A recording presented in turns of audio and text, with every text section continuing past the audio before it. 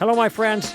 Greg Koukl here. The show is Stand to Reason, and my goal here is to do that, to be thoughtful about the critical issues of life, and to answer the charges and the challenges to our convictions as followers of Christ, and show that the smart money is on Jesus.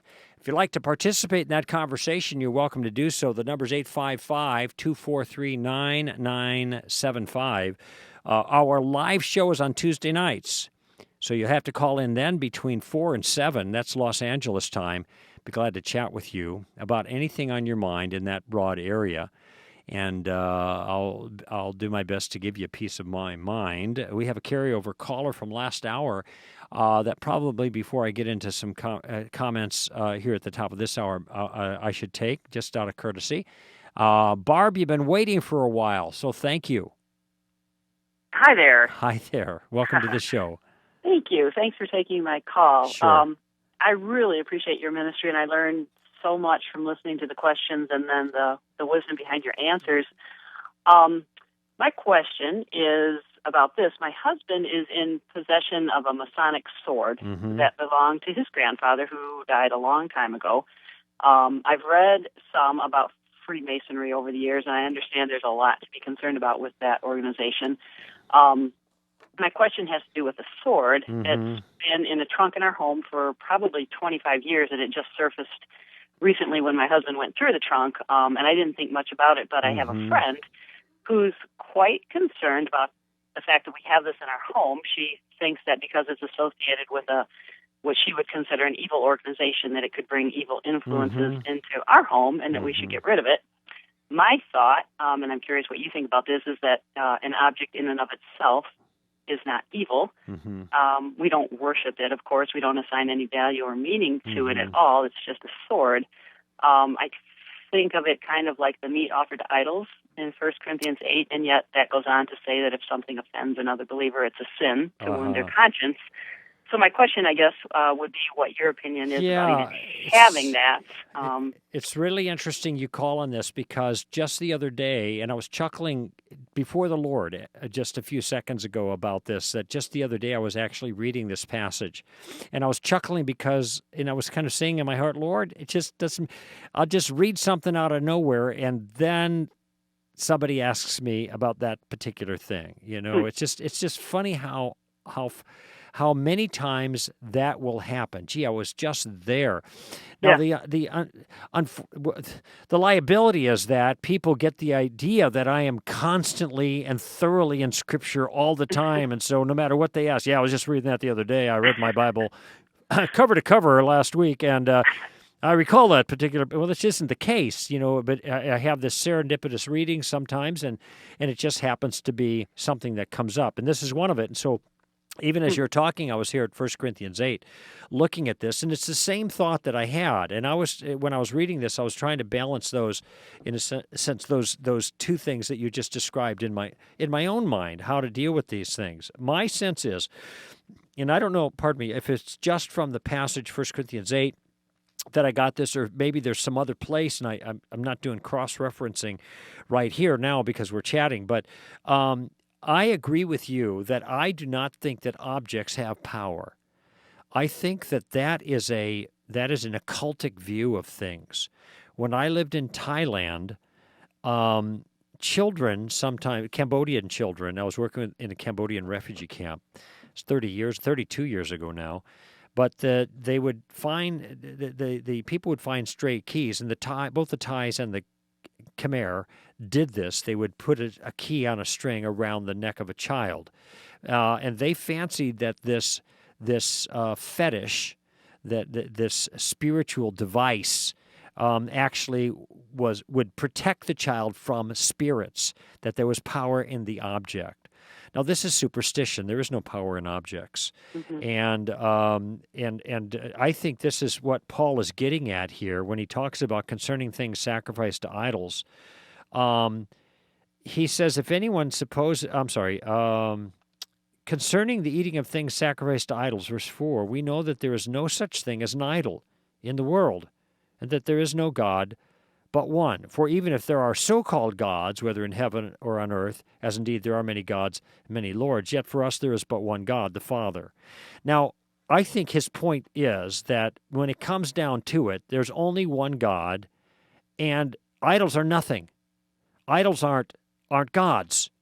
Right. That's what he means when he says there's no such thing as an idol. Well, we know there are idols, but he's I think talking about their spiritual power or significance. These are just pieces of wood, as the prophet Isaiah, I think, said. You whittle a piece of wood. You take some of the wood and you throw it, and you cook your meal with it, and the other piece of wood you whittle it, and then you bow down to it.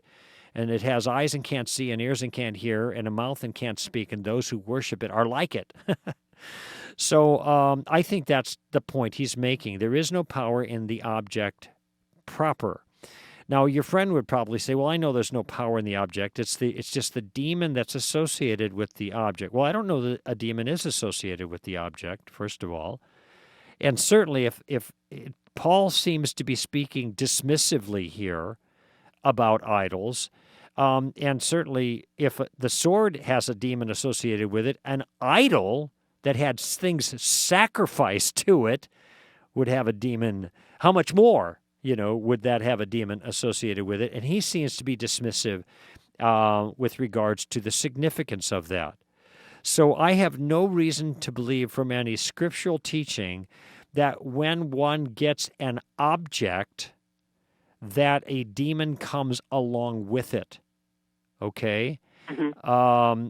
Now, demons may be, in a certain sense, encouraged by use of certain objects, like maybe a Ouija board or a crystal ball or things like that. But that's because of actions people are taking to encourage the activity of the demon, activities with the object, okay? So if one were using the sword in some kind of an occultic service, and I'm not going to speak to Masonic teaching or services or practices here specifically. I know there's a charge that seems to be legitimate. I'm not saying aye or nay. I'm just simply saying if that's the case, if one is using the object in an illicit way to conjure or to have for some occultic purpose, well, then there can be problems, of course, but it's because of the use that's being made of the object and not because of the object itself. That would be my take on it. Okay. Right. Yeah. Well, thank you. I appreciate that. Okay. That kind of confirms my gut level on that. Yeah. And, plus, I presume you've had this thing in the chest for umpteen years, 20 years. 25, 30 years probably. And you haven't seen objects floating around the house or, no, poltergeist activity? Yeah, I mean, we have had some things in our family that, well, I'm not even going to go into those. Okay, no, that's right. This friend might associate with possibly, demonic. I mean, I don't. It isn't as if you've been plagued by something because you have this object in your house. That's my suspicion. And by the way, if one is going to be suspicious of an object because of its association with something immoral or untrue, well, I just came from my buddy's house in Larry Blythe in Charlotte, North Carolina, and I think he has every single book that the Jehovah's Witness press has. And I stayed like 20 feet away in the bedroom there, and I didn't feel a spook at all. So I mean, if any object would be demon possessed, would be maybe the books. You know what I'm saying? Right. So right. I don't have any problem with that being in his library. It actually never even occurred to me. So if there is a problem with the sword, why wouldn't there be a problem with any other object that is associated with in some way with a false teaching? Right. And she would probably say that there would be, that if you have the Book of Mormon in your house, that's not good. Or you have a dream catcher in your house, that's not good. Do you travel at all? Yes, a little bit. I bet there's probably a Book of Mormon in every single hotel you go into. Yeah. Especially the big ones. Yeah. I find the Book of Mormon, I open it up, and there's the Bible, and there's the Book of Mormon, which is smaller, and it's sitting on top of the Bible, which really bugs me. Yeah. So I take the Book of Mormon, and I put it in the bottom drawer. And leave the Bible in the top drawer. And then I go to sleep. And I'm not having any spooks come, to bug me, demons or anything like that. So I do not think this advice is sound. All right. Okay. Now, however, now let's go to the second point though. and that has to do with a person's conscience being weak. Yeah. And verse 7, however, not all men have this knowledge, but some being accustomed to the idol until now eat as if it were eat food as if it were sacrificed to the idol, and their conscience being weak is defiled. Okay, let me tell you what I think is going on here. And I think, and sometimes there's some aspects in here it's a little harder to figure out. But in general, you have some Christians who think that something is wrong that is not wrong. And they are encouraged by another Christian's appropriate liberty. That is, some Christians have knowledge, and that's where he starts out in chapter 8. Now, as concerning things sacrificed to idols, we know that we all have knowledge, but knowledge makes arrogant, love edifies. And he's laying out a case where sometimes people have accurate knowledge, but they're not acting in a loving way. As to knowledge, an idol is nothing.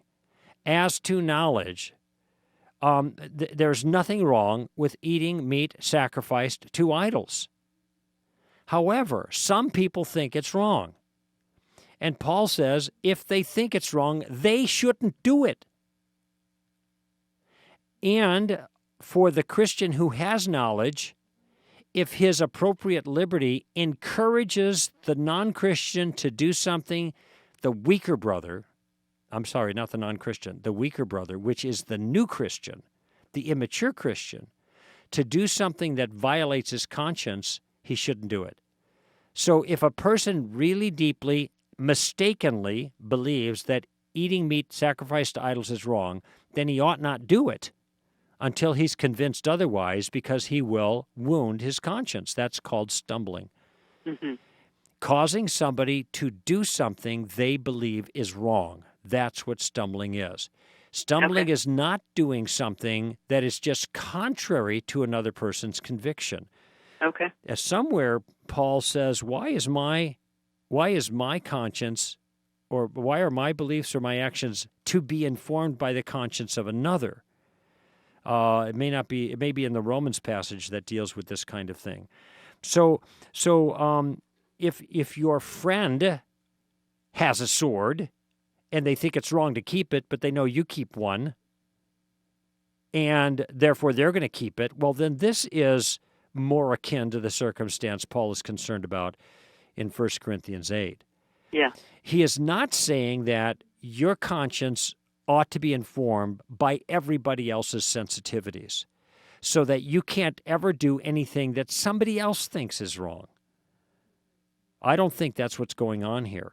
And there are two passages dealing with this. One is here in 1 Corinthians 8. The other one is in Romans. And I don't know which passage in Romans, but it takes on the same issue, discussion about things sacrificed to idols. And when you look at these two combined, you get the fullest explanation of this. And Paul is encouraging us not to act in which another immature Christian stumbles into sin. That is, that it encourages an immature Christian to do something that the immature Christian thinks is wrong, even though it's not really wrong. That's what we're supposed to watch out for. Right. But he also says to the immature Christian, don't judge the stronger Christian in exercising his liberty. It goes both directions. So, and that's a point that's almost never brought out. For example, the parallel, probably the most common parallel here is the parallel with drinking in our culture. Okay. Right. So you shouldn't drink. You know that. Well, wait a minute. I think it's wrong, so you shouldn't do it. That's kind of the way it's played out. Yeah. And it's fair to ask some people who are pressing this on other Christians, because there's no biblical case against alcohol per se. Jesus changed water into wine. Right. Period. Okay? And it was a regular part of their culture. Drunkenness, yeah, that's a problem. But imbibing of alcohol, no, it's not. It's not biblical. Now, some people are uncomfortable. Fine, don't do it. And if your exercise of your liberty causes a younger Christian to violate his own conscience and drink when he doesn't think he should, well, then that's a problem for you. Mm-hmm. But broadly, the people who think that it's wrong to drink ought to leave the Christians exercising their liberty alone, Mm-hmm. especially if they're mature Christians. And when pastors make a beef about this is where I wonder, Pastor, are you a weaker brother? Mm. If you're the weaker brother, why are you a pastor? You see the point there. So, Okay. So there's a place for sensitivity to others and certainly taking into consideration what your friend raises. But I don't think the fact that you're keeping your sword is causing her to stumble into sin, for one. Right. And secondly, I don't think keeping the sword makes you vulnerable to spiritual attack. Okay. All Well, righty. good. Thank you. I appreciate that very much. Yeah, it's good talking to you. I'm glad we chatted about this, Barb. And I'm sure much more could be said about this passage, and I'm just going to leave it at that for the moment. I've got other callers on the line. I'm going to come back, and I'll get to you shortly here on Stand to Reason. Stay with us. Would you like brief, easily digestible answers to some of the challenges you face as a Christian ambassador? Well, that's why we created our Ambassador's Guide series of booklets. Each volume in this series is designed to equip you with the practical tools you need to understand a topic or area of concern confronting Christians today. With these booklets, you'll receive concise and approachable guides to various philosophies like pluralism and postmodernism, world religions such as Islam and Mormonism, even strategies on how to answer the challenges of the new atheists. To order a booklet from the Ambassador's Guide series, visit our online store at str.org or call 800-2REASON.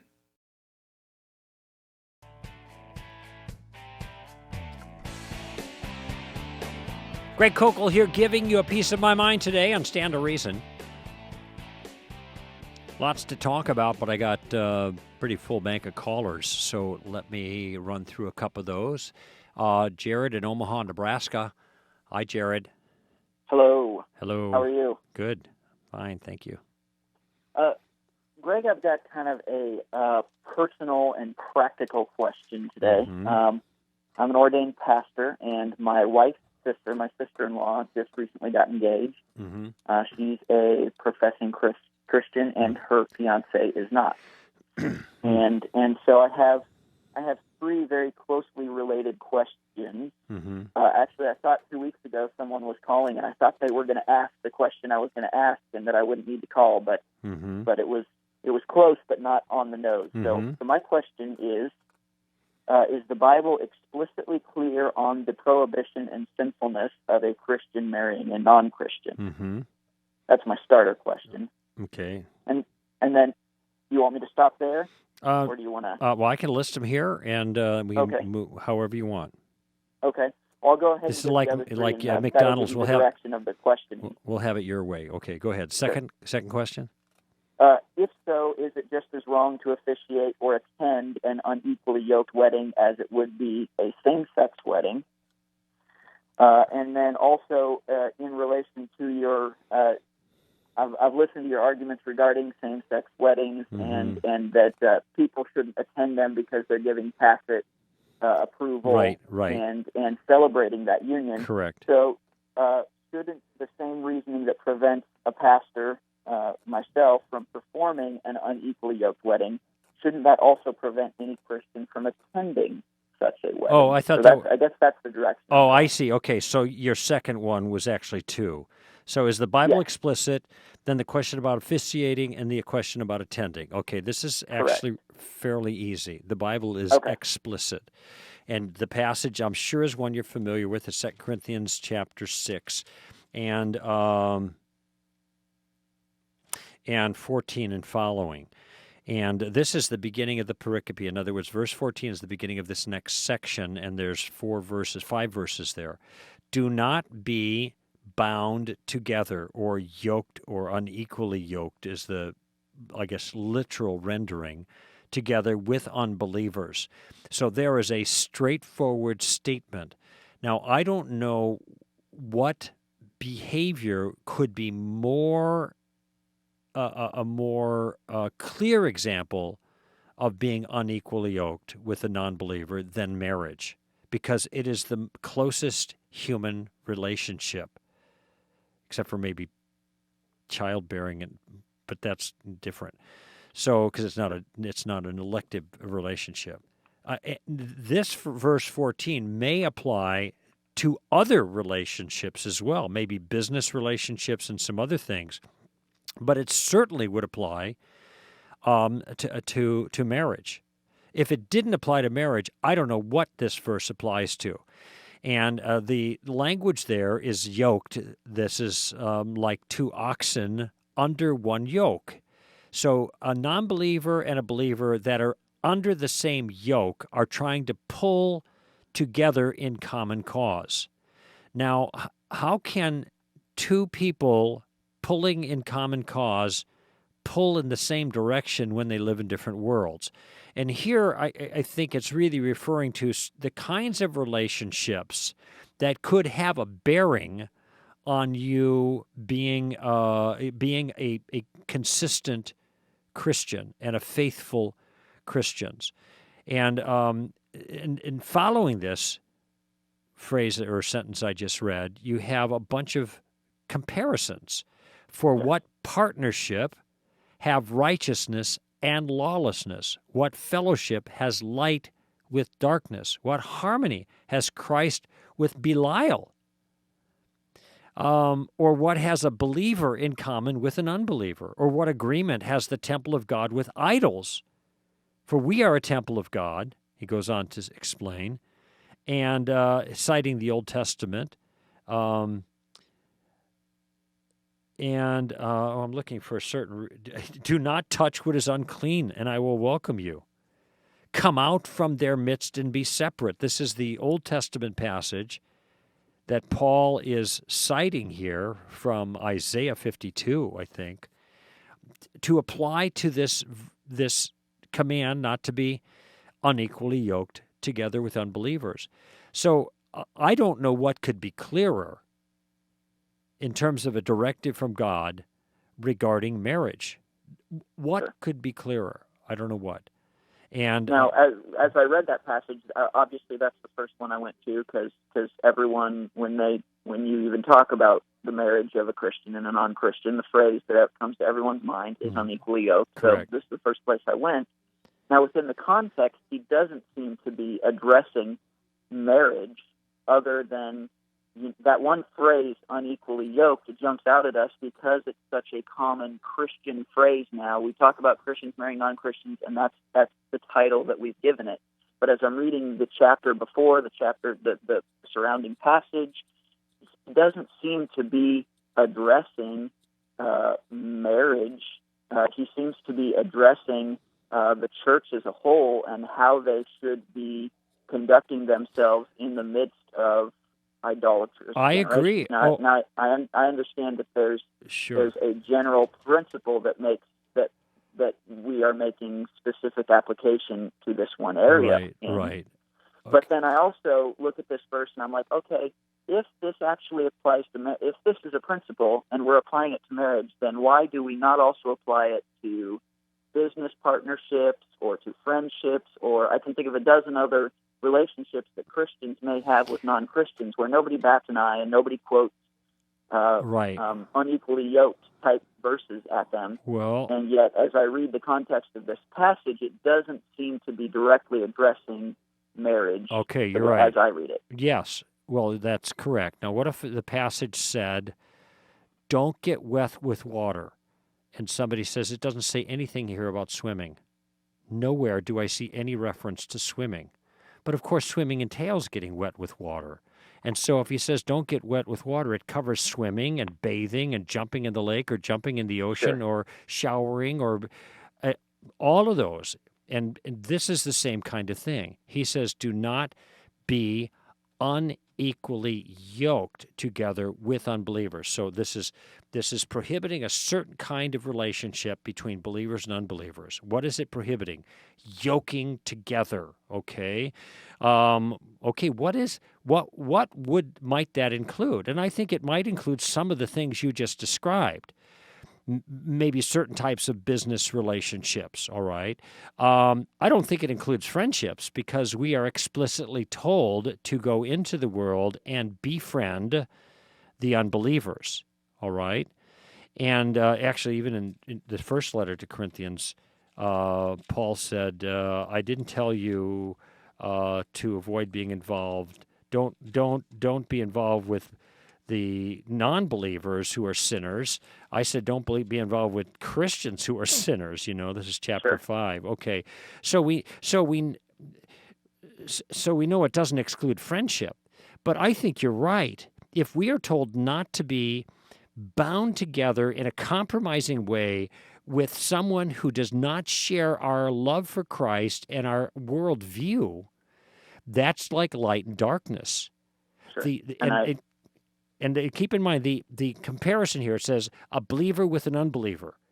What does a believer have in common with a non-believer? That's part of the language. And then what are the comparisons? The believer's light, the non-believer's darkness. The believer is righteousness. The non-believer is lawlessness. The believer is Christ. The non-believer is Belial. Okay, so there you go. So this is pretty clear. So then and I guess I just want to be clear. I have not wavered an inch as far as I do not feel like this is God's design for Christian marriage or ideal for her or anything. I'm not trying to rationalize the decision Correct. I'm making. I got it. I guess I feel like I'm now they've asked me to do their wedding. Yeah. And so now I feel like I'm at a position to they've already decided they're going to do this. This is going to happen. Ever since they started dating, we've been I wouldn't say hounding her, but just saying this is not going to work out for the best for you. There's a lot of baggage and a lot of consequences for this type of relationship that you're not considering. Yeah, sure. But if they are going to go ahead with it, then I guess I'm trying to get clear on, even though I'm not wavering on that this is not God's best for her, is it absolutely scripturally clear that I cannot perform that wedding for her? You cannot. And then I guess the practical next step for them, and then my practical next step is, if I can't perform that wedding for them as a minister of the gospel with a clear conscience, then doesn't that also mean that I should not be attending and giving tacit approval to that? And that strikes me. Again, I don't hear Christians wrestling with this unequally yoked verse as far as attending friends' weddings. Okay, I understand, Jared. Listen, we're going to leave the other Christians out for a moment, and whether they're consistent or not. Let's just deal with one thing at a time. Okay, the answer to your question is it wrong for her to marry him? The answer is yes. It's not a matter of God's best. It's a matter of God's command. It isn't better or best. It's right or wrong in this case. And I do. If they came to me, and I was the guy that, if I were in your shoes, okay, and I say I can't marry you because God prohibits this connection, this relationship. It's not wrong for him to marry her. It's wrong for her to marry him. Yeah. And you would be participating and joining together something that is, you couldn't say what God has joined together. God is saying no to this, et cetera, et cetera, It doesn't mean they can't get married. They can find a justice of the peace, or they can find some man less godly than you, to put it bluntly. I think that Christian pastors need to say no across the board. Now, does this have ramifications for attendance? Gee, you know what? I never thought of that. But I think you got a point. That is, and incidentally, Paul didn't just say, don't be bound together with unbelievers. Okay? If he'd left it at that, somebody might find some wiggle room. But if you bear with me for a second, because we got time here, let me just read it. Do not be bound together with unbelievers, for what partnership have righteousness and lawlessness, or what fellowship is light with darkness, or what harmony has Christ with Belial, and what is a believer in common with an unbeliever? Or what agreement has the temple of God with idols? For we are the temple of the living God, just as God said, I will dwell in them and walk among them. I will be their God, they shall be my people. Therefore come out from their midst and be separate, says the Lord, and do not touch what is unclean, and I will welcome you. I can't imagine more explicit language.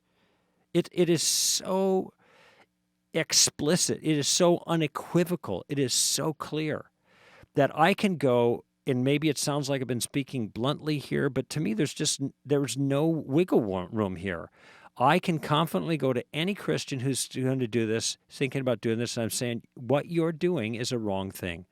Now, does this mean you're not a Christian? No. It means you're a Christian in disobedience. Does this mean that your marriage is going to fail? No. He might become a Christian, and he may never become a Christian, which means you might become a non-Christian. That's what, the yoking thing is one, the stronger pulls the other off the path kind of thing. That's kind of the picture there. And maybe you won't become a non-Christian, and you just live with the person you love the most, who is most dear to you in life, and you know that you're destined to spend eternity apart, and them in suffering, and you enjoy. You want to live with that? I mean, there are so many. You're a pastor, you know this. There are horror stories of women dating guys like this and saying, "Oh, yeah, it's going to work out. God's going to rescue it. He's going to save him. I'm the only one that's there to witness to him." Blah blah blah blah. Yeah. And marry in haste, repent in leisure, because now you made a decision, and this is a one-way ticket. And legion are the number of women who have rued the day they made that decision, but now they have to live with it. Can God make? Well, because like Paul says in 1 Corinthians 7, and this is actually the other passage that I've been trying to cross-reference and balance 2 Corinthians with. In verse 16, he says, "For how do you know, wife, whether you will save your husband, or how do you know, husband, whether you will save your wife?" Yeah. And I guess the reason why I was torn with the 2 Corinthians passage is because as I read 1 Corinthians 7, where he gives instructions for marriage, he gives instructions directly to Christians who are married to non-Christians. And I understand in the context he's probably addressing people who were married and then got saved. And Correct. So that now they find themselves in a situation where they are a Christian married to a non-Christian.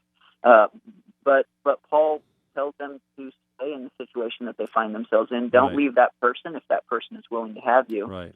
And so that strikes me as, so I'm not trying to rationalize it, but I'm really trying to make sure that I'm understanding and parsing the scriptures correctly, because, if there was a same-sex relationship and one of them became a Christian, we would say, okay, no matter how hard it is, you need to leave this relationship that you're in now, because there's something fundamentally wrong about it. Well, it's not and a yet marriage. when It's Paul not a marriage. gives instructions. It's not a marriage. Same-sex marriage is a contradiction in terms, so it's not a marriage. But I think that you're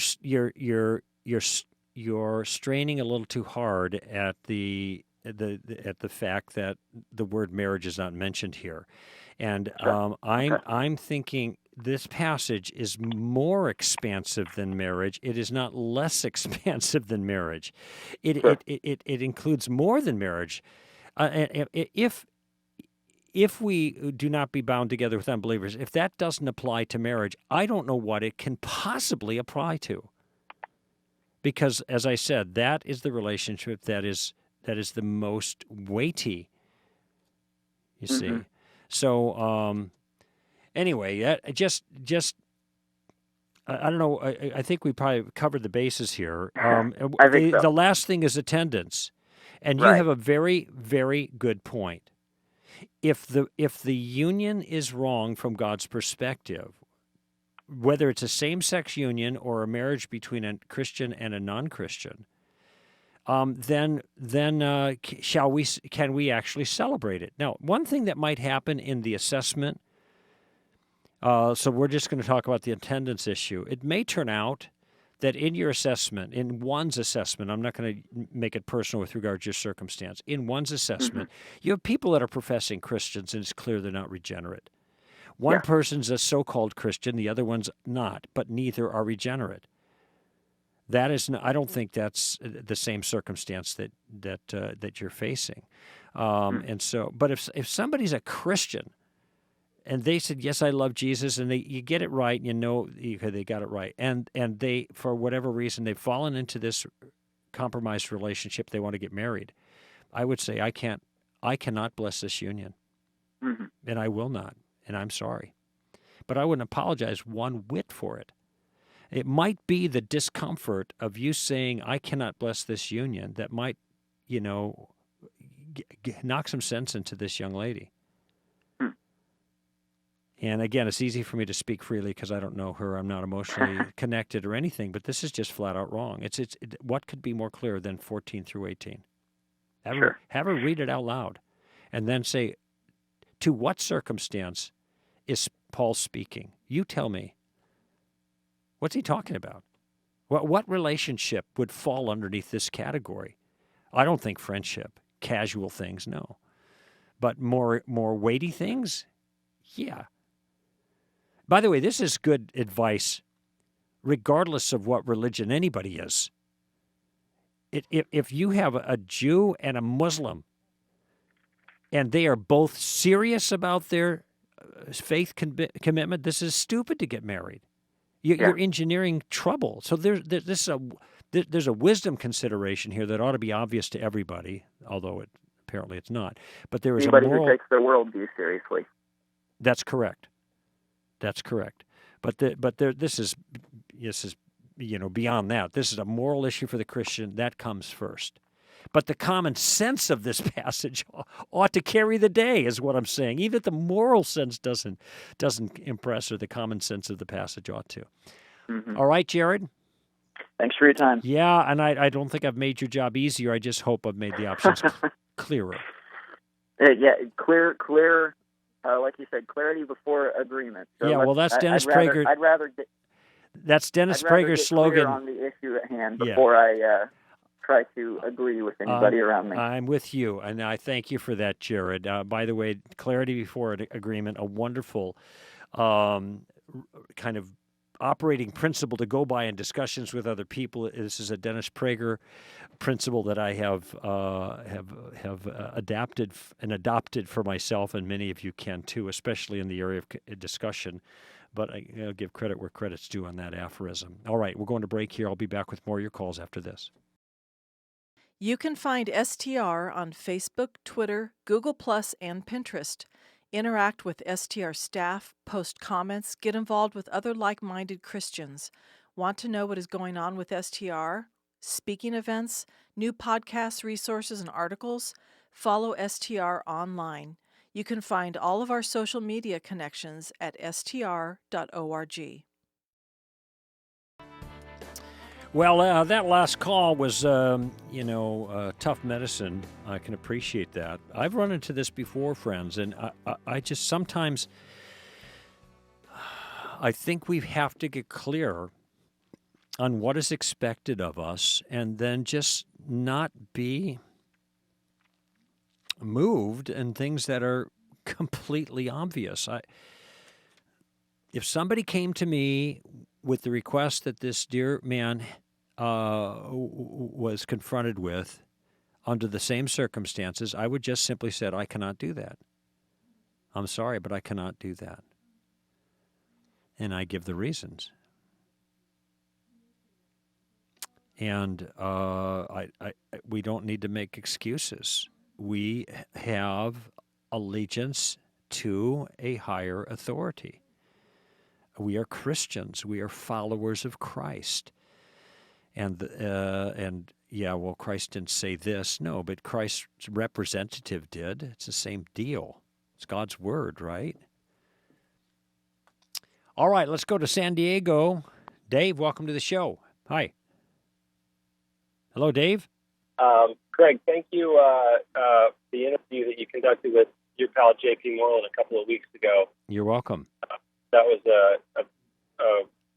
fantastic conversation.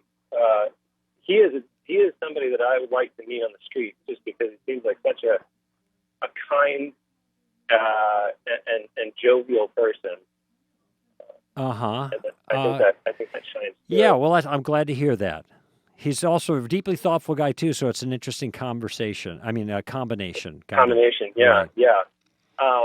This is just a side question. Although I don't think I'd ever characterize JP as jovial. I mean, he'd be friendly, but he's not quite jovial. Gary Habermas is jovial, but not. Well, and I actually, thinking back, if you put the two podcasts where you interviewed those guys side by side, I'm not sure I'd be able to tell the difference. Oh, That's okay. just from memory, but Well, it might be. You've got.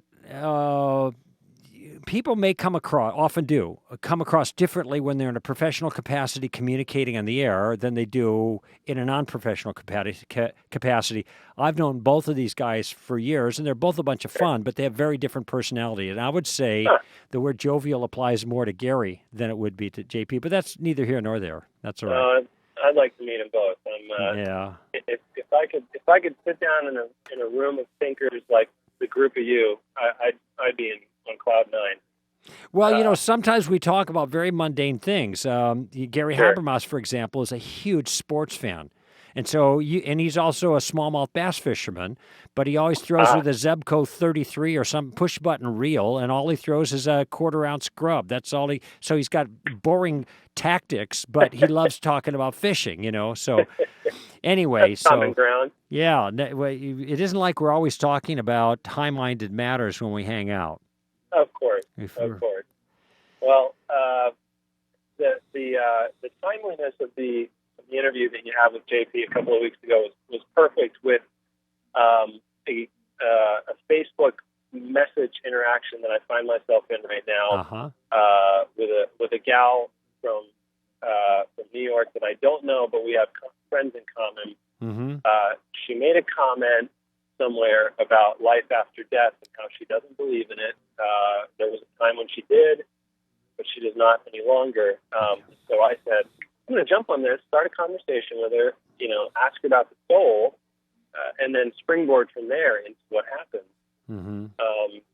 And so I took some meat that I got from that conversation you had with JP, Mm-hmm. and then I went to str.org and looked up some articles that you posted over the years about existence of the soul. Mm-hmm. If you take all the boards out of your neighbor's deck and right, you're on that whole thing. Yeah, and right. I got her to concede. Okay, sure, maybe there is something to me more than just physical, but how can you characterize that as a soul? Something, why is that not just my mind? Why is that not just my conscience? Why does the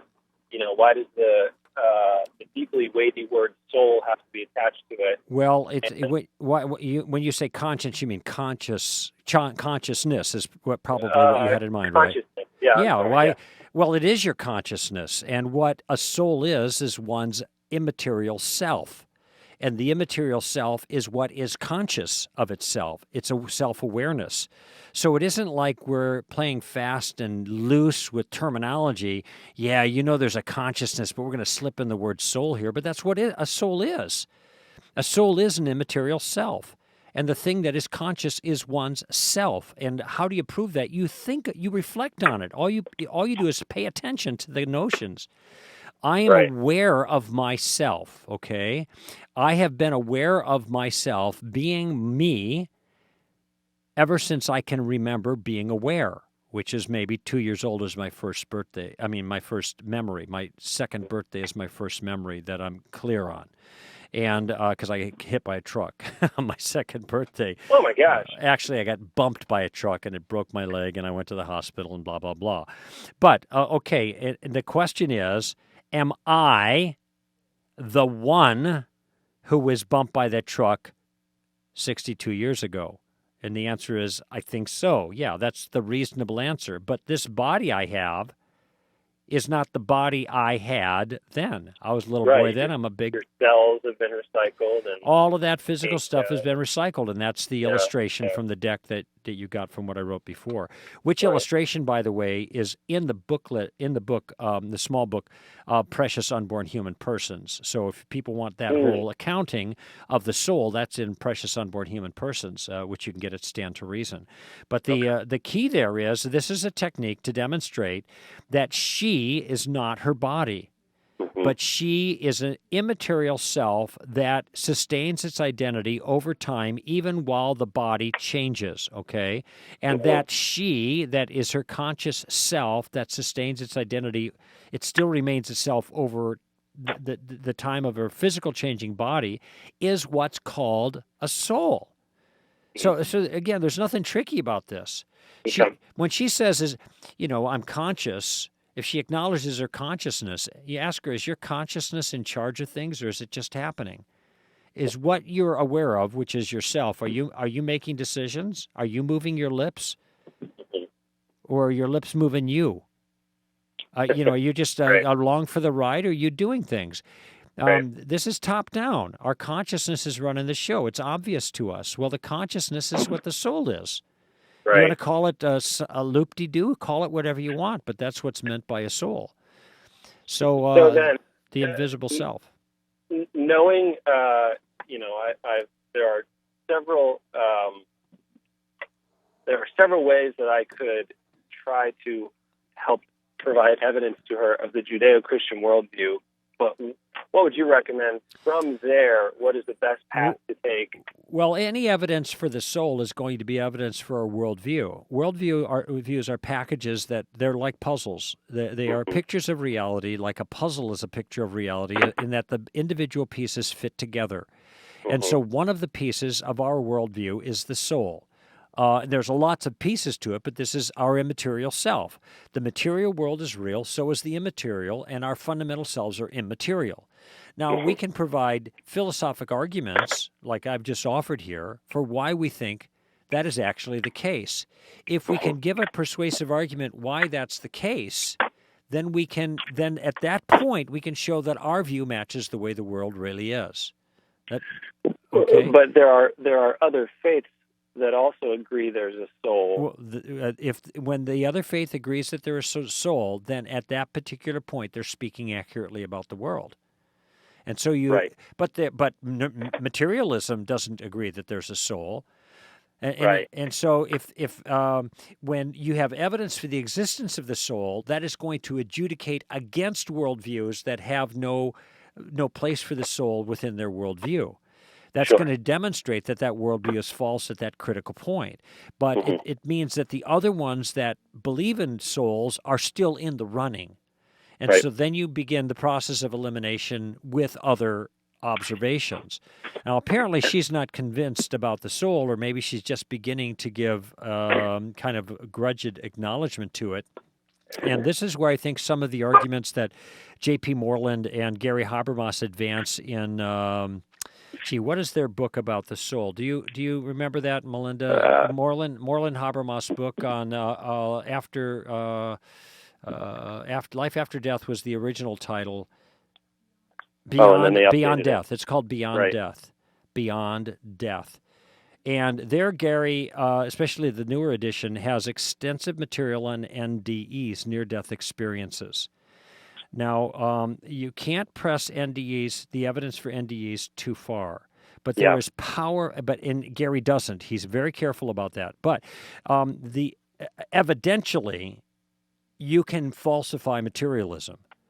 If a person's body is inert, dead by any measurement, yet the person's consciousness is still there and going places the body is not at, and collecting information that the person, after the body and soul are joined back together again, reports on, this is called remote viewing, then what you have is you have a way of verifying that the person actually was outside of their body for that period of time.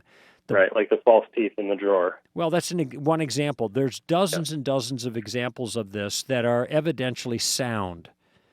That is, there is no other reasonable explanation other than the one given by the individual individuals themselves, that they had an out-of-body experience, and this is what enabled them to have this knowledge. In some cases, there are no other explanations that are even possible. So this is powerful evidence for the reality of our immaterial selves, and it leaves then open the possibility to life after death. If the soul exists, then it makes the concept, the possibility of life after death, the existence of the soul after the physical body dies, the conscious existence of that soul after the physical body dies, it makes that more plausible. Right. Of course. So if we can, this is why NDEs are so powerful, and why materialists are so adamant about dismissing them. I heard the atheist Michael Shermer, who I debated for 3 hours once on national radio. Yeah, I've looked for that debate online. I can't find anything but the written. Yeah, written. I don't know if that. We may have it for sale. I don't know. Do we have the Shermer debate, Melinda? Do we have the Shermer debate available, audio? We were given permission at one point to sell it by the ones who own the rights, and I don't know if that was a short-term permission or not. But the point I was making is Michael Shermer said he dismissed near-death experiences. He diminished them to people think they die, and then they see a light at the end of a tunnel. He said, I'll just spin you around for a while, and you'll see a light of it end of a tunnel. And he was very dismissive of that. Right. Hold on. Yeah. Okay. Okay, was that on the air, what you just said, Melinda? Okay, Melinda said we have permission to give it as a donor gift, but we don't have permission to sell it. And so we did that as an offering a while back, and Melinda's making a posting on Twitter about it right now, so you can follow that up if you'd like to. Oh, great. Thanks, Melinda. Yeah, there you go. So, but the point I'm making is he mischaracterized NDEs as merely seeing a light at the end of a tunnel when you think you're dead. Right. And then he dismissed it. But the fact is, what you're not going to get when you're spinning around and around and around is you're not going to get experiences of remote viewing. And if you then that means the spinning. On top of the roof. That means the spinning has spun your soul right out of your body. Yeah. So this is evidence that we are not our bodies, that there is a substantial self that is separate from our physical bodies. And then you just go from there, because the evidence for NDEs can be taken even further. Because there were quantifiable or empirically verifiable contacts that were made after the person died, that then he was able to come back into their body and then bear witness to. So what you can verify empirically that Gary Habermas has demonstrated, and here's his conclusion: you can demonstrate that there is a soul, it's not the same as the body, and that there is life after death for a short period of time.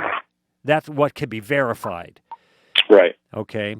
So that's pretty good, and your friend may be interested in those details if she's an even-handed or fair-minded person. Yeah, and I hope and I think and it seems that she will be. And so now I'm just trying to decide which avenue to take in continuing to say, so let's rule out Islam, let's rule out. Yeah. When she says, the question that occurred to me when you told me she said she didn't believe in life after death, my question was, why not? Why do you not believe in life after death? Now, maybe she has some good reasons, but I think it's appropriate for them, for the objector, the person on the opposite side of our ideas, to give some rationale, explain it. Right. So tell me more is a great little line. I've just picked that up recently, but it's a version of, what do you mean by that? Tell me more. Sure. You don't believe in life after death because you think if everything is material, then life after death is impossible, that there is no God, and so there's no place to go after death. Of course, in Buddhism, there is no God, but there still is, there is reincarnation and, that kind of stuff. So, there still can be an immaterial world, even though there is no God. I don't know. What is she going to say? And then the more she talks, the more you'll have something substantial to deal with, and then you can go from there and Yeah. and deal with the issues individually. So, hey, listen, thanks, Dave, for the call. Yeah, Interesting. thank you very much. Yeah, you're welcome. Interesting conversation. That's it for this hour, friends. And I got an hour left on my clock, so I hope you stay with us here on Stand to Reason. I'm Greg Koukl.